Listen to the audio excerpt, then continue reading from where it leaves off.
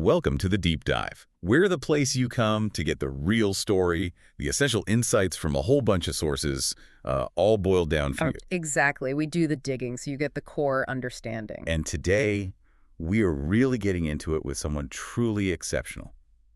Allison Janney. An absolute powerhouse, wouldn't you say? Oh, absolutely. Her name just screams versatility, quality. She's built this incredible career, and it wasn't overnight.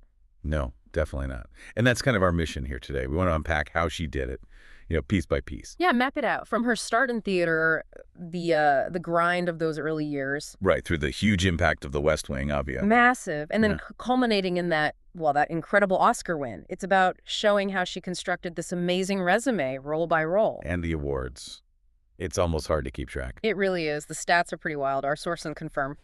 1 Oscar, 1 BAFTA, 1 Golden Globe. And 7 Primetime Emmys. 7. Which adds up to, 74 career wins and 116 nominations overall. It's just rare. That kind of recognition across film, TV. Yeah, she just commands attention, whatever the medium. Yeah. I remember this description from Entertainment Weekly years ago. It really stuck. Called her uncommonly beautiful and infinitely expressive. That captures it well. That presence. It really does. She has this authority on screen. She does now, absolutely. But interestingly, that commanding presence, especially her height, was something she actually had to overcome or work around early on. Ah, okay. So her path wasn't exactly straightforward. Not at all. It started somewhere completely different, actually.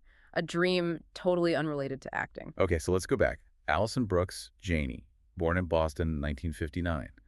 But mostly grew up in Ohio, right? Cincinnati, Dayton? That's right. And it sounds like the arts were definitely around her from the beginning. Yeah. How so? Well, her mother, Macy Brooks Putnam, she was a former actress herself. And her father, Jervis Spencer Janney Jr., he was in real estate, but also a jazz musician. Ah, okay. So that creative energy was in the house. Seems like it. A value placed on expression. And we found this fun little historical detail, too. On that show, Who Do You Think You Are? Oh, yeah. She found out she's a direct descendant of Stephen Hopkins, from the Mayflower. Wow, no kidding. That's some deep history right there. Isn't it? But, okay, before embodying historical figures or, anyone on screen, she had a very different focus. Right. Figure skating. Competitive figure skating was her first real passion. Intense stuff, all that discipline. Totally. But that dream, it came to a pretty sudden end. Yeah, sources mention a freak accident when she was a teenager. Exactly. That accident, combined with her height, she's 6 feet tall, 1.83 meters. Which is pretty statuesque, especially back then for skaters, I imagine. Yeah, it essentially closed the door on competitive skating for her. A classic case of, one door closes. And another one opens, maybe unexpectedly. And that height detail, you said that was crucial later. Oh, hugely crucial. It became the sort of paradox in her early acting career. Initially a real hurdle. Casting directors were like, what do we do with her? Interesting. But before she hit that wall, there was college. Yeah. Kenyon College in Ohio. Yes, Kenyon. And this is where things start to shift towards acting. She majored in theater, and crucially, she crossed paths with 2 absolute legends, Paul Newman and Joanne Woodward. Wow. Newman was an alum there, wasn't he? He was, and he was back on campus directing a play. Janney decided to audition. And the story of how she got the part is just fantastic. It really is. It shows her instincts weren't just theatrical. She knew Newman was obsessed with race car driving. Right. So in her audition, or maybe it was more like an interview, she didn't just talk acting. She bragged about speeding. No way. Yeah. She apparently boasted about shaving 30 minutes off the 130-mile drive to Kenyon. She played to his passion. That is brilliant. Utterly brilliant. And she connected with him on a human level, not just as an aspiring actress. Exactly. And it worked. He cast her, directed her in that first campus play. Incredible. Yeah. And that connection, it didn't just end there. No, it was the start of some serious mentorship. Newman and Woodward really encouraged her, saw her potential. They advised her to get proper training. So where did that lead? First, to New York. She studied at the neighborhood playhouse, which is famous for the Meisner technique. Okay, very respected. Very. And then she got a scholarship to study over in London at the Royal Academy of Dramatic Art Ardèche in mid-1984. Wow. So top-tier training in both the U.S. and the U.K.? That's a heck of a foundation. Absolutely. Having Newman and Woodward essentially give her that stamp of approval early on must have been huge. No doubt. But let's circle back to the height thing. You said it was a hurdle. What kind of feedback was she actually getting? Well, she shared this quote herself, and it's pretty blunt. A casting agent years ago told her that because of her height, Yeah. the only roles she could realistically play were lesbians and aliens. Oof. Lesbians and aliens. That's incredibly limiting. It's stark, isn't it? It really speaks to how narrow the boxes were, especially for women back in the 80s, early 90s. Yeah, the typical female lead wasn't usually 6 feet tall. Right. She wasn't the ingenue type or the conventional wife, just based on physicality in their eyes, so she had to really fight for parts that matched her presence. You know, intelligent characters, strong characters, maybe unconventional ones. So she had to kind of wait for the industry perception to shift, or for roles to catch up to what she offered. Pretty much. She had to turn what they saw as a limitation into her unique strength, her signature. That commanding presence became her trademark, something no one else could replicate. And that waiting period, it definitely involved a lot of just work. The working actor grind, as they say. This wasn't an overnight success. Not even close. It was about building slowly, consistently, laying the groundwork. What did that look like practically? Well, she started doing off-Broadway stuff around 1989, and significantly, she spent a good chunk of time in daytime TV, soap operas. The soaps. Which ones? She did stints on As the World Turns, and had a pretty solid 2-year recurring role on Guiding Light. She played Ginger, one of the Spalding family's maids. You know, people sometimes knock soap operas, but the demands must be intense. All that dialogue, quick turnarounds. Oh, absolutely. Think about it. Memorizing lines fast, hitting your marks perfectly, turning emotions on a dime. That's incredible training, especially for the kind of fast-paced, dialogue-heavy work she'd do later. Good point. Like prep for Sorkin, almost. Exactly. It teaches you efficiency. And alongside that, she was doing the classic New York actor thing, guest spots on procedural shows. Like Law & Order. Everyone did Law & Order. Yep, 1994. She played a character named Ann Madsen in an episode called Old Friends. She was a witness, reluctant to testify against the Russian mob. It's like a rite of passage. Totally. But the real heat, the industry cred, that came from the stage, right? Definitely. While grinding it out on TV, she was simultaneously building a really strong reputation in the theater world. That's where the buzz started. Her Broadway debut was in '96. Yes, in a revival of Noel Coward's Present Laughter. She played Liz Essendine, starring opposite Frank Langella. And the reviews were good. More than good. The New York Times specifically highlighted her performance, even in a supporting role. They called it the most fully accomplished performance on the stage. Wow, that's huge praise. It was, and it led to awards recognition, the Outer Critics Circle Award, a Drama Desk nomination. People were noticing her ability to elevate everything she was in. She makes everyone else look better. Kind of, yeah. Yeah. A force multiplier. And that momentum carried her straight into another major stage role the very next year, 1997, Arthur Miller's A View from the Bridge. A classic. A really heavy play. Who did she play? She played Beatrice Carbone, the wife, a really complex, tragic role, initially opposite Anthony LaPaglia. He was later replaced by Tony Danza, wasn't he? Yeah. Bit of trivia there. He was, but her performance as Beatrice was the constant, and it earned her a Tony Award nomination for Best Actress in a Play. A Tony nomination. Plus another Drama Desk Award, this time winning for Outstanding Featured Actress. Right, so by this point, the theater world absolutely knew who she was. Not just reliable, but a genuine star capable of handling heavy drama, complex language. She was ready. Okay, so Broadway conquered. Now, 1999. This seems like a pivotal year, even before The West Wing hit. She popped up in some memorable films. Yeah, 99 was like a showcase of her range just waiting to explode. 3 really distinct, high-profile supporting roles back to back to back. What were they? Okay, you had her as Miss Perky, the kind of offbeat guidance counselor in the teen comedy 10 Things I Hate About You. Loved her in that.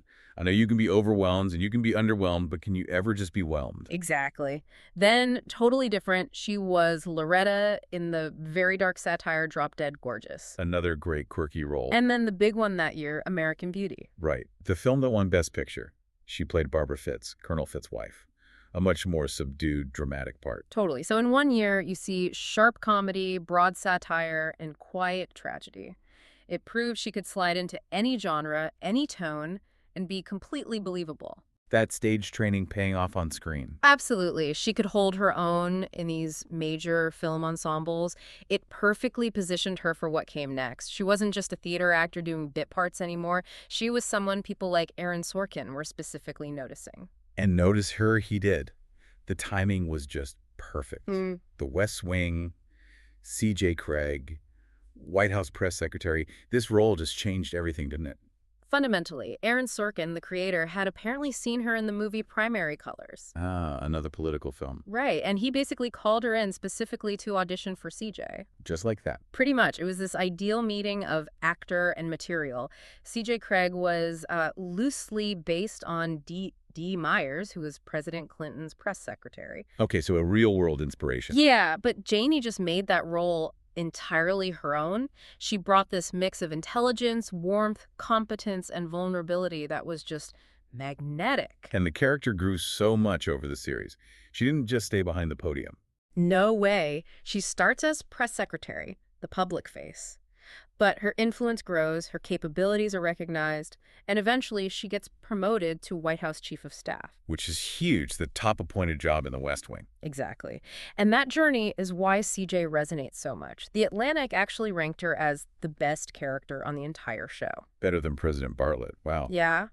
They said her capability and combination of strength and simple compassion represented the fantasy of the Bartlett White House. She was the ideal public servant in many ways. And that portrayal led to just an avalanche of awards. Yeah. Those 4 Emmys for CJ. We need to break that down because it's pretty significant how she won them. It really is. This is the proof of her mastering the character's evolution. So the first 2 Emmys she won were for supporting actress in a drama series. Okay, makes sense for the early years, focused on the press room. Right.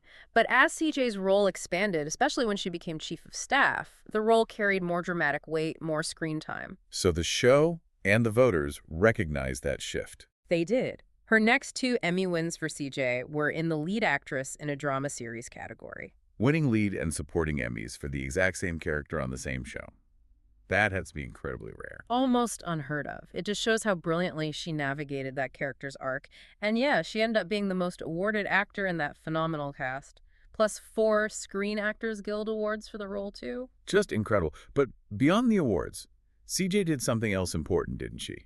Something about the Sorkin woman critique. Ah, yes. The Sorkin woman argument. This was a recurring criticism of Aaron Sorkin's writing, especially early on. Remind us what that was about. Critics argued that Sorkin often wrote female characters who were incredibly smart, incredibly competent, but ultimately their stories revolved around their emotional issues or their relationships with the male leads. Like they were there to challenge the guys or prop them up, maybe seem a bit brittle or overly intellectualized. Kind of, yeah. Often seeming flustered or defined by romantic entanglements despite their brilliance. The critique was they sometimes lacked maybe true independent agency or depth beyond their function in the men's stories. Okay. So how did CJ break that mold? Well, CJ was just fully realized. Vulture ranked her as the second best Sorkin character ever across all his shows. They called her classy, self-assured, and legitimately funny. Mm-hmm. Her promotion to chief of staff, purely based on merit and capability, not tied to a romantic plotline. She had her own complex inner life, her own professional trajectory. She felt complete. And funny. We can't forget the funny. She was hilarious. Oh, absolutely. The physical comedy she could pull off within that high-stakes environment was amazing. The prime example has to be the Jackal. Yes. Lip syncing in her office, pure gold. Or even more famously, perhaps, the turkey pardon incident. Oh my God, the turkeys. When the first one dies. Yes. And she has to choose between 2 live turkeys, deciding which one gets the presidential pardon, all while trying to keep the press corps from realizing anything's wrong. The controlled chaos. The barely suppressed panic. Yeah. It's a masterclass in comedic timing under pressure. Totally. It shows her range within just that one role. The sharp Sorkin dialogue, the high drama of politics, and then this brilliant physical comedy. She could do it all. CJ Cregg cemented her as a truly multifaceted star. Okay, so The West Wing makes her a household name, an Emmy magnet. What happens next? Does she transition more fully into film? She definitely leverages that TV success into more substantial film roles, yeah. But interestingly, she didn't necessarily chase leading roles. She seemed drawn to strong supporting parts in really high-quality ensemble films. Becoming that actor who instantly elevates a cast. Exactly. You see her working with top directors, top actors. Even during The West Wing, remember, she did The Hours in 2002, playing Sally Lester, Meryl Streep's partner. That's a serious, prestigious film role mid-CJ. Right, and after West Wing wrapped. The quality continues. 2007 was a big year again. She played Bren McGuff, the very practical, sharp-tongued stepmom in Juno. Another iconic role. Totally. Same year, she's Prudy Pingleton, Penny's very uptight mother, in the musical Hairspray. Okay, comedy again. Yep. And then a few years later, 2011, she's Charlotte Phelan, Skeeter's mother in The Help. Another complex character in a major ensemble drama. And those ensembles often got recognized collectively, didn't they? With her as a key part. They did. Hairspray and The Help both won Best Acting Ensemble Awards from the Critics' Choice Movie Awards. The Help also won the big one at the Screen Actors Guild Awards for Ensemble. Her presence adds that layer of critical credibility. She makes the whole project better. That seems to be the consensus. But what's really fascinating is, while she's building this impressive on-screen filmography, she's simultaneously building a whole other massive career where we never see her face. Ah, the voice acting. Exactly. Her voice work is incredible, and it's kind of ironic, isn't it? Thinking back to her height being an early issue for casting, her voice, that distinctive, authoritative yet warm voice, became this huge asset in a medium where physicality doesn't matter at all. That's a great point. So what are the big voice roles? Well, the most famous is probably Peach the Starfish in Pixar's Finding Nemo. Oh, of course, from 2003. And she came back for Finding Dory too, right? In 2016. Yep, reprised the role. She was also Gladys Sharp, the sort of villainous HOA president character, in DreamWorks' Over the Hedge in 2006. Okay, another big animated film. And she did TV animation, too. She had a recurring role for years on the Disney Channel show Phineas and Ferb. Who was she on that? Charlene Doofenshmirtz, the ex-wife of the main villain, Dr. Doofenshmirtz. Right. These are major, mainstream voice gigs. Requires a totally different skill set. Totally different technique. Mm-hmm. And here's a fun one for the theme park fans. You know the Star Tours ride at the Disney parks? Yeah, the adventures continue. Since 2010, she's been the voice of Ally Sansan, the spokes droid you hear in the queue and during the boarding process. Oh, no way. I had no idea that was her. Yep. So millions of people hear Allison Janney's voice every year without even realizing it. That's amazing. Okay, so let's recap. Tony nominee on Broadway, 7-time Emmy winner, mostly for drama, major supporting roles in acclaimed films, and Pixar star. Where possibly could she go next? Well, how about conquering television comedy and drama simultaneously? Okay, now you're just showing off. Well, she was showing off. The 2010s, this decade, is where Janney just solidified her reputation as being, well, almost uniquely versatile. She took on 2 incredibly different TV roles at the same time, won Emmys for both, and proved she could master any format. Okay, let's start with a comedy, Mom, the CBS sitcom with Anna Faris. Ran for 8 seasons, right? Until 2021. That's the one. She played Bonnie Plunkett, a recovering addict, very cynical, often self-centered, but also trying to rebuild her life and relationship with her daughter. A multi-cam sitcom.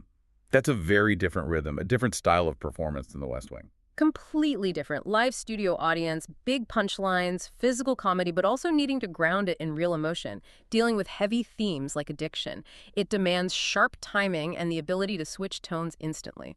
And there's a really powerful personal reason she took that role, wasn't there? There was. Very personal. Janney has spoken openly about how her younger brother, Hal, tragically died by suicide in 2011. He had battled addiction and depression for years. Oh, wow. That's heartbreaking. It is. And she said that playing Bonnie, someone actively fighting addiction, someone in recovery, felt like a way to honor Hal's struggle, to, put a human face on recovery and maybe help reduce the stigma. Using her work for something deeply meaningful. Exactly. It gave the role an extra layer of purpose for her. And that connection, that commitment, it absolutely shone through. The critics loved her. And the Emmy voters, too. She won again for Mom. 2 more Emmys. Outstanding supporting actress in a comedy series, back-to-back in 2014 and 2015. That brought her total up to 6 Emmys at that point. 6. Okay, but you said she was doing comedy and drama simultaneously. Yes, and this is where it gets statistically wild. While she's nailing the broad comedy beats on Mom every week, she's also doing... she's guest starring on the incredibly serious, critically acclaimed Showtime drama, Masters of Sex. Oh, right. The show about Masters and Johnson. Who did she play on that? She played Margaret Scully, a character completely 180 degrees from Bonnie Plunkett. Margaret was this deeply repressed 1950s housewife, Married to a closeted gay man, played by Beau Bridges, her whole world is slowly, painfully unraveling. Wow. Talk about different ends of the spectrum. From sitcom addiction recovery to 1950s repressed anguish. Exactly. Think about the technical skill required. Bonnie is all external, loud, expressive, quick quips. Margaret is all internal, quiet suffering, subtle glances, things left unsaid. Janney was juggling these two completely different performance styles, sometimes probably in the same week. That's incredible discipline, moving between those worlds. It really is, going from the precision timing needed for multicam comedy laughs to the nuanced, internalized acting required for a prestige period drama. And did Masters of Sex also lead to awards recognition? It did. In 2014, the same year, she won her first Emmy for Mom. She also won the Emmy for Outstanding Guest Actress in a Drama Series for playing Margaret Scully. Wait, she won 2 Emmys in the same year? Yeah. For 2 different shows in 2 different genres? Yep. Comedy Supporting Actress for Mom, Drama Guest Actress for Masters of Sex. That 7th Emmy win is kind of the ultimate proof of her versatility. Okay, let's list them again. Lead, drama, supporting comedy, guest drama. Has anyone else done that? It's incredibly rare. It just demonstrates complete mastery across the board, whatever the format, whatever the genre, she delivers at the highest level. Unbelievable. And she was still fitting in movies during this time, too. Oh, yeah. Still popping up in key supporting roles. Like, she was hilarious as the wry CIA boss, Elaine Crocker, in the Melissa McCarthy comedy Spy in 2015. Right. And then totally different again, she played the skeptical detective Riley in the thriller The Girl on the Train in 2016. Always keeping us guessing. Okay, she's dominated television across multiple genres and formats. She's a go-to supporting actor in film. What's left? The Mount Everest of acting awards, I suppose, the Academy Award. And the role that got her there was truly something else. Tonya, 2017, playing Lavona Golden, Tonya Harding's mother. Lavona, oh man, what a character. Chain-smoking, abusive, perched on a chair with that bird on her shoulder. Unforgettable. Yeah. And terrifying. And somehow darkly funny. Exactly. It's such a complex, risky performance. Fearless doesn't even begin to cover it. And the story behind her getting cast is pretty amazing too, right? It wasn't just a typical audition. Not at all. This is really special. The screenwriter, Stephen Rogers, didn't just want Janney for the role. He wrote Lavona Golden specifically for her. Wow. He pictured her from the start. Pictured her, and apparently wouldn't take no for an answer. The sources say he took it a step further. He actually refused to sell the screenplay until the producers officially agreed to cast Allison Janney as Lavona. He basically held the entire project hostage until she was locked in. That is an incredible level of commitment from a writer, betting the whole film on one actor. It really is. It speaks volumes about what he knew only Janney could bring to it. That specific blend of, like, menace, pitch black humor, and underneath it all, maybe a flicker of twisted maternal feeling. It's a razor's edge of a role. And she clearly felt the weight of it. She called it one of her most challenging parts. She did. It required a total transformation. Yeah. Physically, vocally.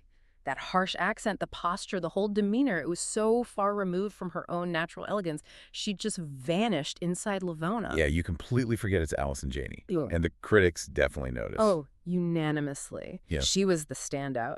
Michael O'Sullivan at the Washington Post summed it up well. He wrote that Janney steals every scene she's in, playing Lavona, a harridan whose nodding goes beyond tough love. You just couldn't take your eyes off her. Harridan. Yeah. That's a good word for it. And that universal acclaim translated directly into awards, didn't it? It absolutely did. This wasn't just a nomination here or there. This was a clean sweep. She won basically everything. The Grand Slam, they call it sometimes. Pretty much.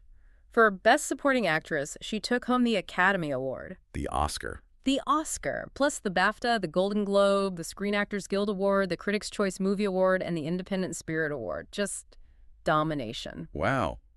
That settles it then. That sweep confirms her status at the absolute peak. Not just a TV legend, but an undeniable Oscar-winning film star. She reached the summit in both worlds. And even after reaching that absolute pinnacle with the Oscar, she hasn't slowed down. Not really. What's really interesting now is seeing her kind of circle back. How so? Well, her latest big TV project sees her returning to the world of political drama. Shades of the West Wing. Exactly. She's in a Netflix series, The Diplomat, which started in 2024. Yeah. And she plays Grace Penn, the Vice President of the United States. Oh, perfect. From press secretary to chief of staff and now VP. It's like CJ kept climbing the ladder. Right. It's a fantastic full circle moment. And she's getting rave reviews for it, too. Rolling Stone put her performance on their list of the 10 best TV performances of 2024. It just fits her so well, bringing that authority and intelligence to an even higher office. It feels right. And she's still mixing it up with other genres, too. Oh, yeah. Always. Recently, she was in the period piece Palm Royale on Apple TV plus Stay, playing a socialite named Evelyn Rollins. Okay. And she played Colonel Howell in the big sci-fi movie The Creator back in 2023. Plus, she's got more films lined up, like Another Simple Favor, and everything's going to be great coming out soon. And she hasn't abandoned the stage either, has she? Nope. Proving her loyalty to her roots, she returned to Broadway in 2017, right around the Tonya buzz, actually. She starred in a revival of John Guary's play 6 Degrees of Separation. Playing Weeza Kittredge, another iconic, complex role. Exactly. It's this constant cycle. Stage, TV, film, voice work, back again, mastering each one. Beyond the incredible acting career, she's also become quite a powerful voice for certain causes, hasn't she? Often linked back to her personal life. Very much so, especially around addiction awareness and recovery, stemming from the tragic loss of her brother, Hal. Right. She's channeled that grief into really effective advocacy. She was even honored at the White House at a Champions of Change event for her work in advancing addiction prevention, treatment, and recovery. It makes her portrayal of Bonnie and Mom feel even more resonant. Taking personal pain Yeah. and using her platform to make a difference, that's admirable. Absolutely. And she's active in other areas, too. Voter rights is a big one. You often see her reuniting with the old West Wing cast for things like Michelle Obama's When We All Vote initiative. Using that CJ Cregg clout for good. Pretty much. And she also campaigns publicly for women's rights, LGBTQ rights, mental health awareness, animal rights. She made a pretty significant donation, like $250,000, to Planned Parenthood back in 2017 as well. She definitely puts her money and her voice where her values are. Seems that way. And just touching on her personal life philosophy briefly, she's been quite open about her choices. Never married, no children. And she stated she's completely at peace with it. Her focus seems to have been squarely on building this truly remarkable career. And what a career it is. I mean, just thinking about the journey.